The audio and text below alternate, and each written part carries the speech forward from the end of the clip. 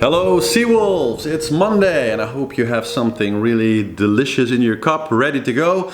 But before I do the toast, I want to say thank you to all of you. All of you who joined the show yesterday and who joined in, giving some support to Pip Hare on her really tough day.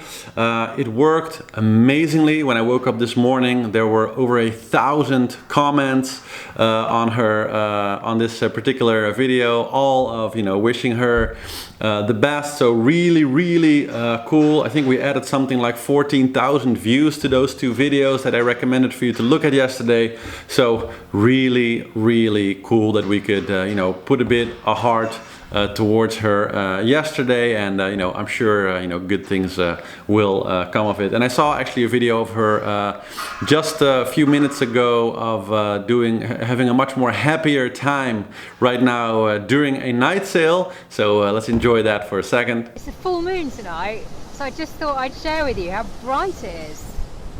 Look how it lights everything up. It's incredible. And when the moon's this bright, you don't really need an awful lot of light. So I can see all the sails really well. I can see all the ropes and everything. It's amazing. Yeah, she looks to be in a lot better mood than yesterday. Yeah, so yeah, I'm really proud of all of us for making that happen. And I also got a lot of emails from you yesterday about the shot that I showed you of Gitana sailing so awesomely while we were having coffee yesterday. So just as a reward for our, as a group all together, nice behavior yesterday, I'm going to just put that one more time while we have our delicious Monday coffee. So here we go. Are you ready? 3, 2, 1.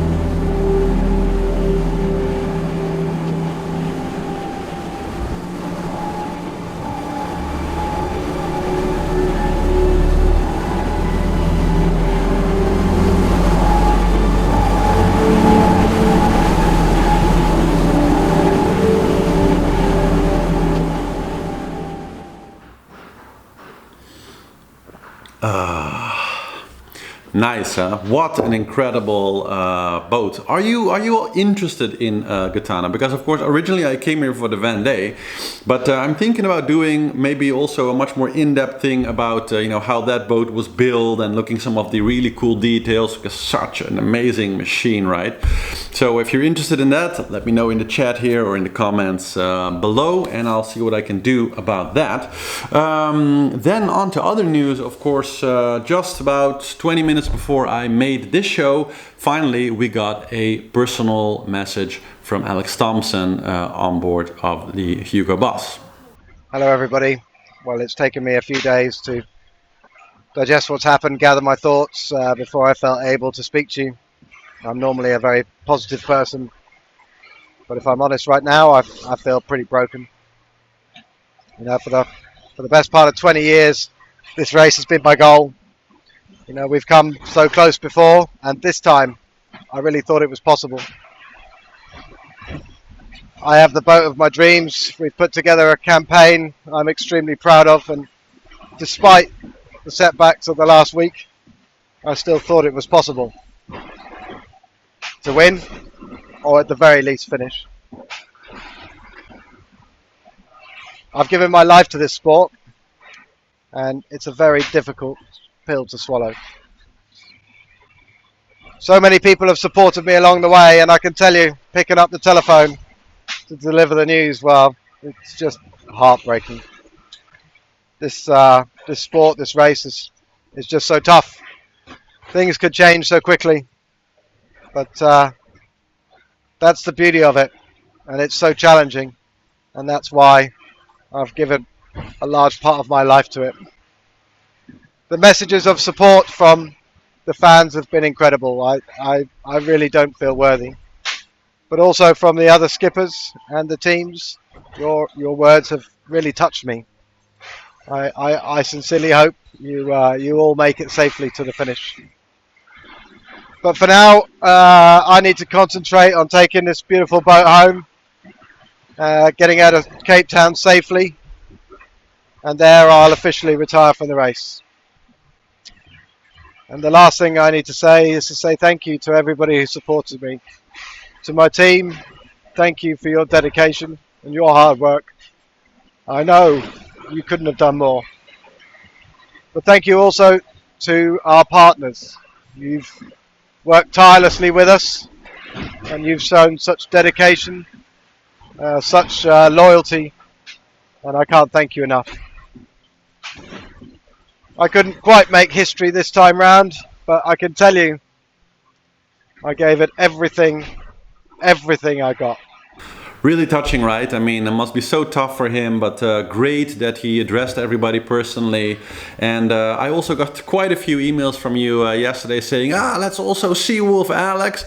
And I'm all for it. But the thing is that the reason why I thought it would be great to do for Pip is because she has a very small, following compared to most of the other sailors in the race, because she's just not a sailor her entire life, and so just relatively unknown.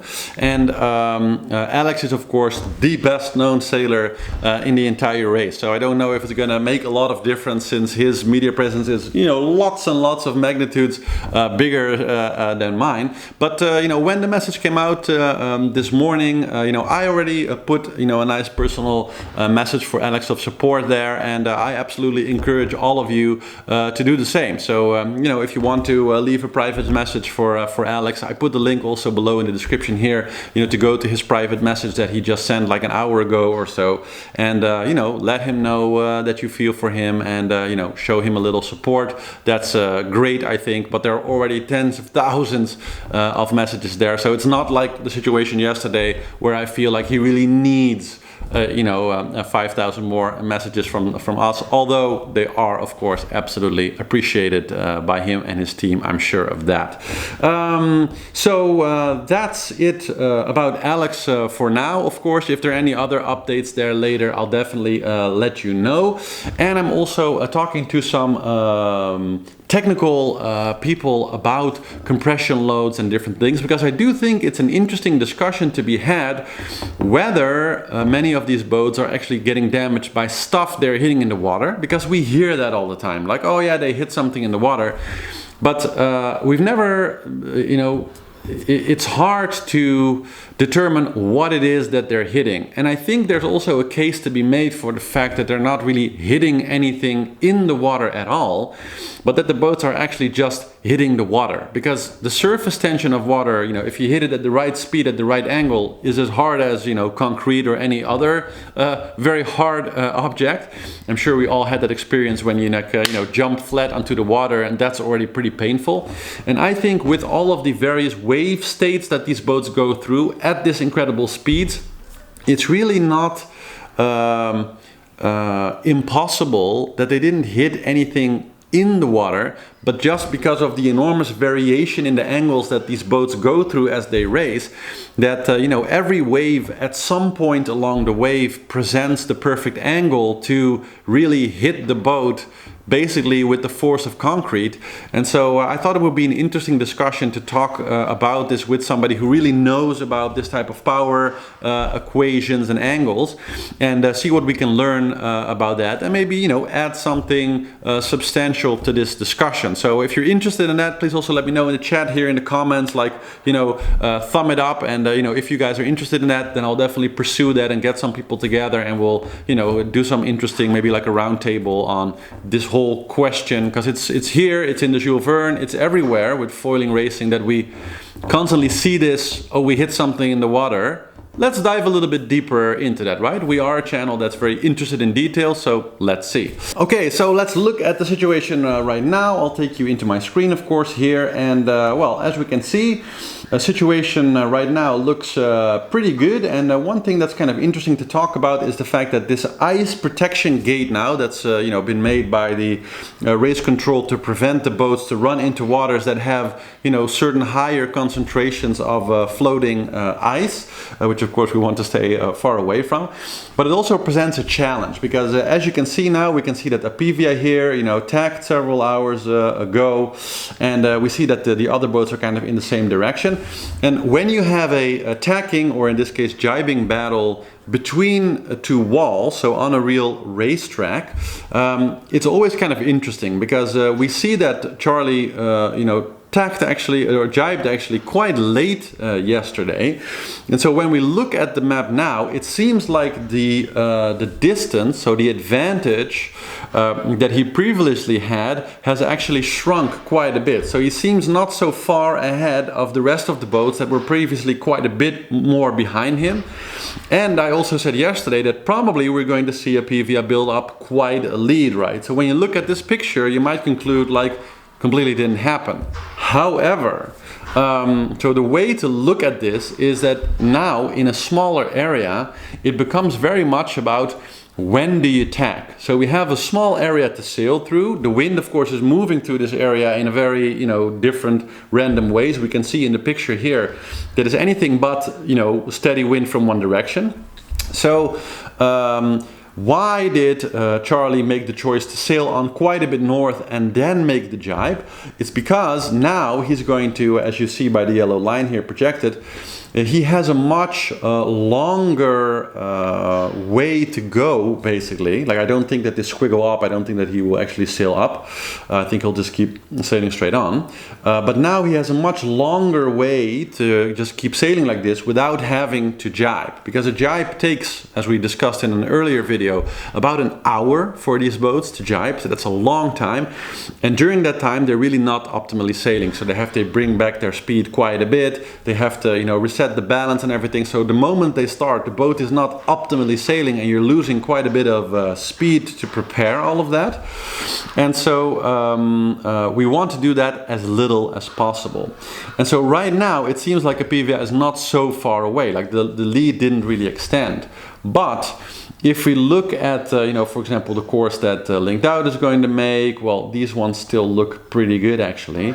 But you can see that the point at which where Charlie is going to have to basically jibe again, and if we compare that to basically where the rest is going to have to jibe again, we can see that that point is much further to the west for Apivia. And that's where the real advantage in this lies. So the reason that he went up and now seems closer is kind of temporary, because as soon as the rest tacks again, then he's going to keep going, and then you're really going to see that his distance from the rest of the group actually has extended. You just can hardly see it because right now he moved quite north a bit, and so that distance is literally kind of bent into an angle, let's say, which makes it look like he's actually a lot closer to the rest of the boats than he is. Because if I'm looking at this picture, I think that he actually did increase his lead already quite a bit. So good news for Charlie in that sense.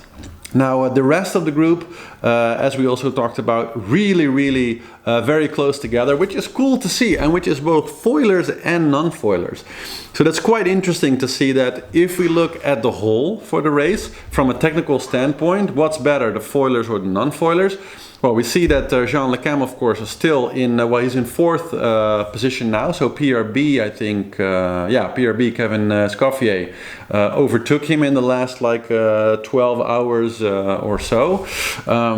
Which, like yesterday I said, he's probably going to fall a little bit back now because the foilers have the advantage. But so far, I think we can quite honestly say that with all of the weather and various challenges that the Atlantic Ocean, let's say so far, has thrown at the fleet, the modern foilers and the modern non-foilers, really not that far apart, right? It's really possible with good seamanship to end basically over this enormous distance at the Cape of Good Hope more or less at the same time. I mean, even now between the leader, then Apivia, and the rest, there is about a day of distance. If we look at all the other boats, they're basically within a single day of distance all from each other. And that includes both many of the foilers, but also several non-foiling boats. And so, yeah, it's definitely hasn't been a huge, super decisive advantage so far. It's just that now, of course, we're getting into the point of the race, into the stretch of the race, where the foils are really going to push the boats faster. And so we see slowly now the non-foilers falling back and the foilers taking to the front. But I just thought it's interesting to note that the distances are quite small, at least so far. And who knows what Jean Le Cam is going to do over the rest few days. But I guess we will see. As for the rest of the fleet, so linked out in 2, PRB in 3, and Jean Le Cam in 4th. I think we have Samantha Davis here, fell back a little bit. She was in 9th, now in 12th. And well, like as I didn't predict, so one thing that I thought might happen didn't happen, is that the weather would kind of push them a bit more forward, and that actually her group would be able to kind of link up with Apivia, but that didn't happen. So the kind of group with Jean Le Cam here, Yannick Besthaven, Sebastian with Arkea Perbrique, and we have also, I think here, yeah, Boris here. They were able to keep some speed and actually end in front of them. So the weather just didn't go quite as predicted, and so that's why they still haven't quite caught up and are still a little bit more behind, except of course for Lewis Burton, who was, if you remember, 3 days ago he was only a little bit ahead of Samantha Davis, yet now he's arguably actually in 2nd place. So I know it looks on the map like he's 6th, but he's going to, well, I would say he's probably going to tack sooner than the rest, and then we have a really long line to go. But yeah, we'll see what happens. I wouldn't be surprised. He has really strong winds and a really nice straight line here. And I really wouldn't be surprised if by the end of 36 hours we will see Bureau Valade in 2nd or in 3rd position. But we'll see. We'll have to see what happens there. Okay, let's look a bit at the rest of the fleet. So how is Charal doing? Still doing really good. Yeah, as I said yesterday, not going to be able to do very good speed. So over the last 24 hours and 24 was like 11 to 12 knots. But now we see he's doing 17, and yeah, on the map we can also see that he's still beating a little bit, but he's soon going. It's a lot better than before, and as the weather progresses, he's like right on the cusp. He needs about 20 hours more to shift from constantly beating, which hampers his speed, to being able to start partially downwind sailing again. And yeah, his speed already went up quite a bit from fully beating to now being more or less on a beam reach with a little bit of beating action still. But as soon as he gets kind of here, that's going to change, and we'll see his speed go more in the 19 to 21, 22 range, hopefully. And yeah, then I think he'll really start catching up with the rest of the group here. And yeah, then of course here we see a little bit more down, we have Pip Hare. So yeah, she's really doing good, and I guess over the night managed to hold on to this other group. She's very close to, I think this is L'Occitane, yes. Hello everybody, welcome to L'Occitane en Provence. For 2 or 3 days, very nice boat speed, we are very fast, and trying to control the high pressure Saint Helene, and try to go back with the fleet, but it's a hard job. If you want to see big sail G0 with the foil, nice way to go to the south. See you, bye. and we have here Dida Costa, we have Manuel Gossin, and we have Arnold Boiseres. So yeah, very nice group here, all racing together. Medaglia right now in 24th position, but doing good, and she's in a good place. Let's take a look at what the weather's going to bring them. Yeah, here we go. So this is the next almost 24 hours. Oh yeah, and as we can see, so there's a new pressure system is building up here below her. And it looks a lot like that's going to be pushing them quite fast. So as you can see, she's right now kind of on the border of where this low pressure is forming. And as it moves through, quite interesting, yeah, you can see that she kind of gets this wall of wind just kind of pushing them, helping them along, with the storm staying quite low. So that might be, yeah, that looks like over the next, so we're talking about the next 2 days now, so the next 48 hours. I think that Pip will actually have a really great ride with really great wind. So maybe that was all the positive energy that we sent her yesterday. We helped.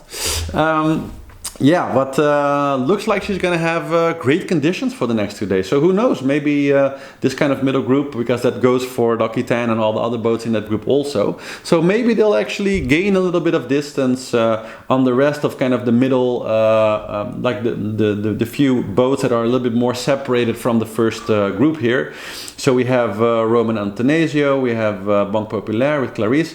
Oh, and also I think good to say, we have Alan Rora on board La Fabrique, and Alan Rora is also having a really tough time. He has had a hydraulic oil leak with his keel, and apparently the hydraulic oil has kind of spread all throughout the boat now. And yeah, he's really had a lot of technical issues because of that, and difficulty sailing because of that. He was stuck in a just no wind system yesterday for a large part of the day. And you know, if you watched one of the official Vendee shows, they did a little interview with him, and yeah, he really down on his luck. Partout, j'en ai pris dans les yeux, dans les cheveux, j'en ai pris partout.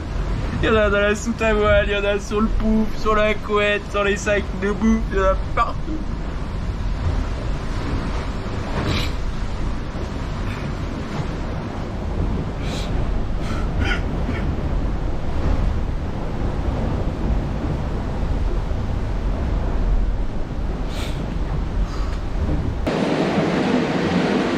Voilà l'étendue des dégâts. Il y en a partout. Il y en a au plafond, il y en a partout.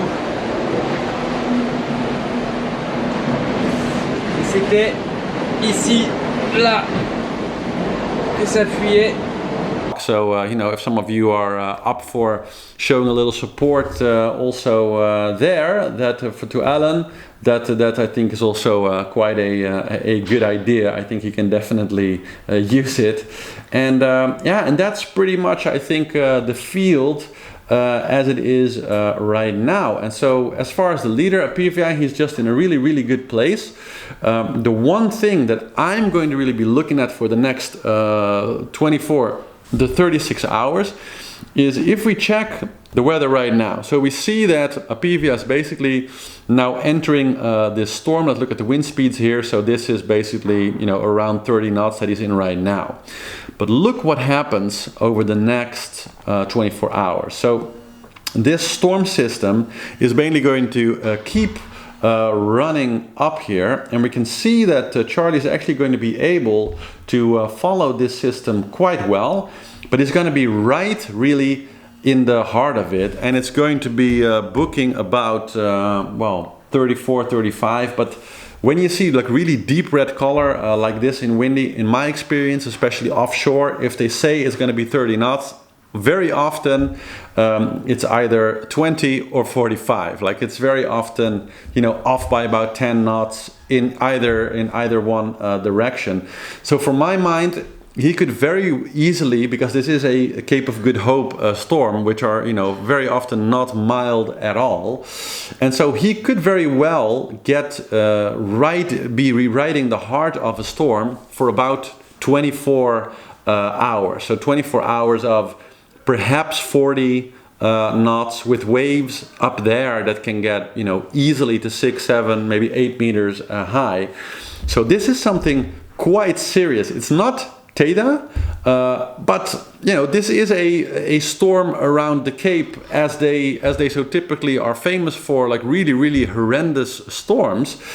And so for my mind, and of course this also goes, if we looked at the path of linked out here, for example, let's take the second one, we see that his position right now allows him to ride more the back of this storm. So you can see that he's not really, because of his position now, able to really stay in the middle, but he'll be able to stay right in the kind of the aft end of this storm, avoiding the worst of it. And it's just because of Charlie's current position that he will head into the storm earlier, so he'll get some more stronger winds earlier. But just by the fact of his position now, he'll end up right in the thick of it, while the rest of this group, kind of from linked out and more towards the back of the pack, are going to have some of the storm, but just they're going to catch the lighter end.